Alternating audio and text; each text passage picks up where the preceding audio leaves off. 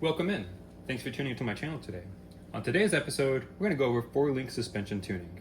Now this is a very complex subject. It can involve math for center of gravity, roll center, the length of the links that you need, but we're going to keep it to just the basics today. So there are some common misconceptions I hear on the forums, such as link risers do not work on these because there's not a lot of acceleration, or that we have to inherently change something because they are smaller. Now just because something gets smaller does not change physics, so anything you would see done to a 1-to-1 or 1/10 crawler would apply here as well. We have three different configurations to show you today. We have one with anti-squat, anti-dive on it, one that's mostly neutral, and one that is purposely misconfigured.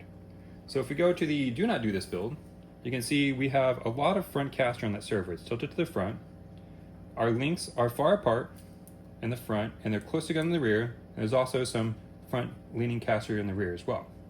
So one thing to just take note of is this: as we tilt that down, this is going to have a greater chance of getting snagged on something. And then, if we hold the rear tires and push, you can see it wants to dive on us.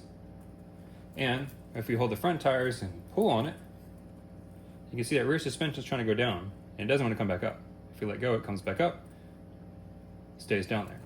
So what this equates to whenever you're crawling is as you're going up the hill, the rear tires come under load, and then the front of the chassis is going to lift up and the rear is going to dive down, and it's going to come over backwards on you. And then when you're coming down the hill, the front tires providing resistance are going to cause the front of the chassis to dip down, and the rear is going to lift up and it's going to try to come over frontwards on you. So not a very good place to be. And even if this was a monster truck, this would not be good. Because let's say this is a monster truck and we're taking a turn our tires there, and we're hitting our brakes as we're going into turn. We hit the brakes, it's going to dive down in the front, and with that wheel turn, it's going to go to that one side. So all three of these tires are going to lose traction because all the weight that's up top is now shifting to that one tire. And so you're either going to spin out or you're going to tip over. So definitely not something you want configured on almost any of the rigs you have. Now this one is a mostly neutral build, but it still has some anti-dive up front. So if you look, if we hold our rear tires and give it a push, it doesn't dive down like the other one does. It kind of stays there. In fact, it's kind of fighting us a little bit. So that's good, that's what you want. Then, if you hold the front tires and pull, you can see the rear chassis is not sinking down. It's just kind of stuck there, right? It can go up and go down. There's nothing locking in place. So it's a good neutral build. And it's a good baseline as well. But there's not a lot of adjustability we can do on that because there's no additional holes on that Apex chassis. On this one, we have the FuryTech chassis. And there are quite a bit of holes here, and so we're able to tune it just like we like it. So up front, we have our servo tilted to the back. We have our links close together up front and far apart in the rear. And our rear servo is actually tilted back as well. And I'll show you why. So if we take and pretend like we have load in the rear tire, you can see if I tilt this forward, the caster is interacting with the four-link suspension and actually lifting the rear of the chassis up. Now, this is where the link riser comes in. So if we had a link riser and it raised this up, that would actually increase the effectiveness of this. So it'd be very beneficial, but because this is a FuryTech chassis with all these different holes on there, I'm able to mostly achieve what we want without needing link risers.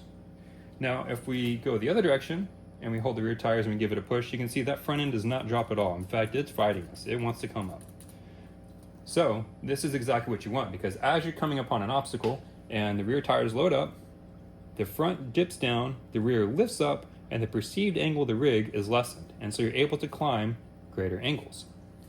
And then when you're coming down, that front of the chassis not wanting to dip down is going to keep it from flipping over frontward. So you're able to descent at a greater angle as well.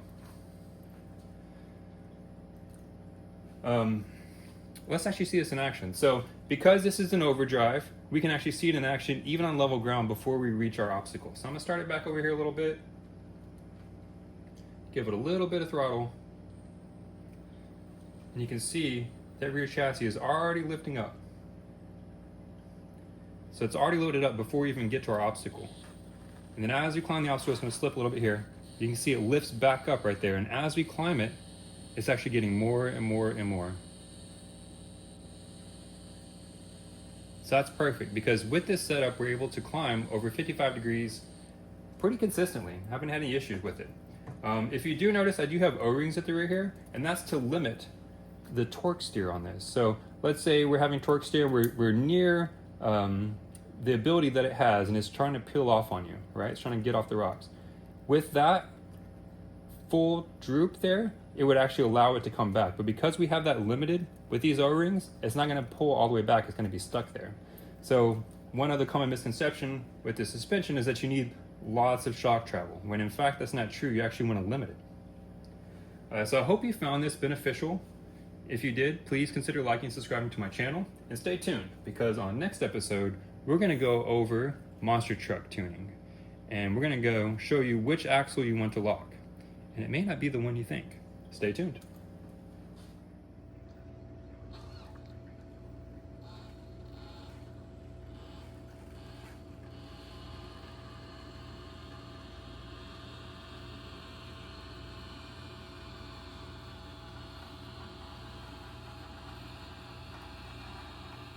That's crazy.